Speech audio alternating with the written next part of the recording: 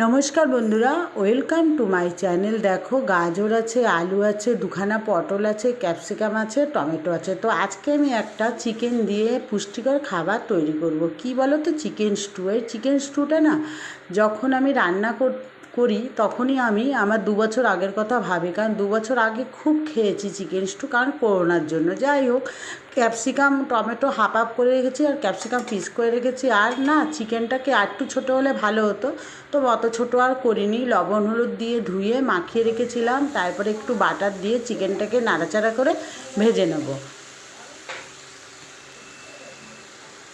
আর একটু ঢাকা দিয়ে দিয়ে ভাজবো।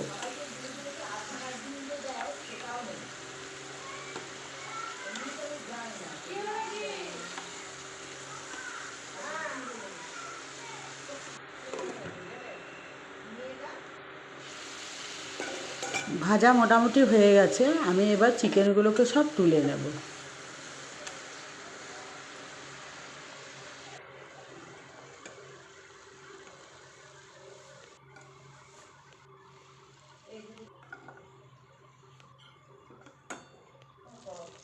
এইবার আমি আলু, গাজর আর কাঁচা লঙ্কা এর মধ্যে দিয়ে দিয়েছি, আর দুখানা পটল বীজ ছাড়িয়ে এর মধ্যে দিয়ে দিয়েছি। দিয়ে সবজিগুলো একসঙ্গে নাড়াচাড়া করে একটু ভাজা ভাজা করে নেব।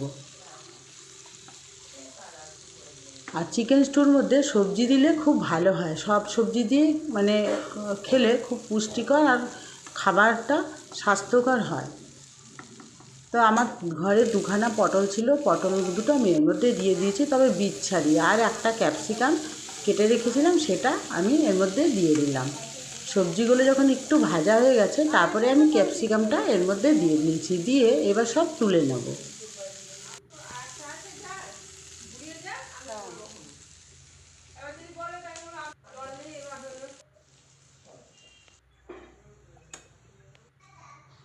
তারপরে একটু সাদা তেল দিয়ে গোটা তেজপাতা, জিরে ফোড়ন দিয়ে একটু আদা রসুন আর একটু জিরে আর দুখানা আমি শুকনো লঙ্কা শিলে পেস্ট করে নিয়েছিলাম, একসঙ্গে আমি এর মধ্যে না দিয়ে তারপরে স্বাদ মতো লবণ, হলুদ আর একটু মিষ্টি আর ব্ল্যাক পেপার দিয়ে দেবো। দিয়ে ভালো করে সব নাড়াচাড়া করব।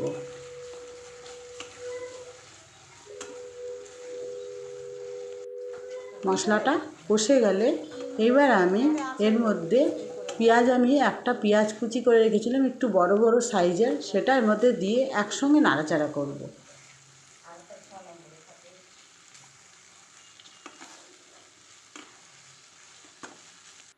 তারপরে আমি সবজিগুলো এর মধ্যে দিয়ে পুরো মিশিয়ে নাড়াচাড়া করব। মাংসটাও এর মধ্যে আমি দিয়ে দেব।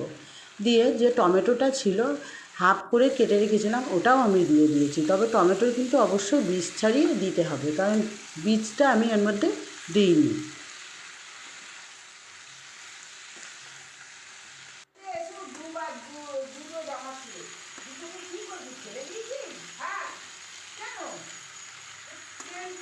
একসঙ্গে মিশিয়ে ভালো করে কষিয়ে তারপরে আমি দিয়ে দেবো প্রেশার কুকারে, কারণ এটা কড়াইতেও করা যেত, তবে প্রেশার কুকারে দিলে না খুব ভালো হয়।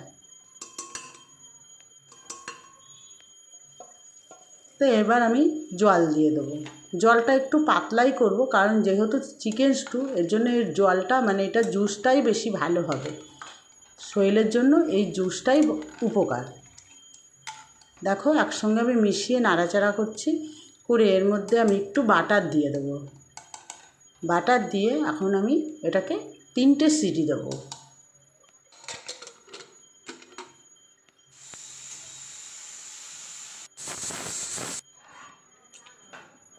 তো সিটিটা যখন পড়ে যাবে একটু রেখে তারপরে সিটিটা হাওয়াটা বের করে আমি আবার প্রেসার কুকারটা খুলে দেখো ঢাকা খুলে নিয়েছি, নিয়ে পাতলা হয়ে গেছে বেশ। এটার পাতলাটাই বেশি উপকার, ঝোলটা। তারপরে কড়াইতে একটু ফুটিয়ে নামিয়ে নেবো। তো আজকে আমি চিকেন স্টুটা এইভাবে করলাম। তো বন্ধুরা, আমার ভিডিওটা তোমাদের কেমন লাগলো অবশ্যই বলো। দেখা হবে আবার নেক্সট ভিডিওয়ে।